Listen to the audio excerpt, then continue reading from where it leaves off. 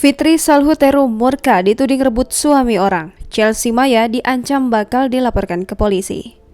Sempat bungkam perihal isu merebak bahwa dirinya merupakan seorang perebut suami orang, Fitri Salhuteru akhirnya buka suara. Fitri Salhuteru menanggapi tudingan bahwa ia merebut Cencen Kurniawan dari pernikahan pertamanya melalui live Instagram belum lama ini, di mana hal itu diungkapkan langsung oleh Chelsea Maya, anak Cencen Kurniawan dari pernikahan dengan perempuan Bali bernama Rina. Fitri Salhuteru tampak kesal dengan apa yang dituduhkan kepadanya. Menurut Fitri Salhuteru, selama ini ia sudah cukup diam saja. Namun ia tak segan membongkar aib orang yang menuduhkan merebut suami orang. Fitri Salhuteru mewanti agar tidak terus-menerus mengusiknya jika tidak ingin aib terbongkar.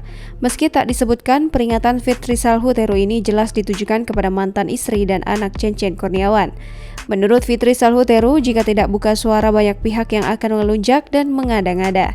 Meski sudah terang-terangan membantah bahwa dirinya bukan pelakor, nyatanya tersebar foto bahwa hubungan Fitri dan sang suami sudah berlangsung bahkan sebelum putusan cerai Cencen Kurniawan.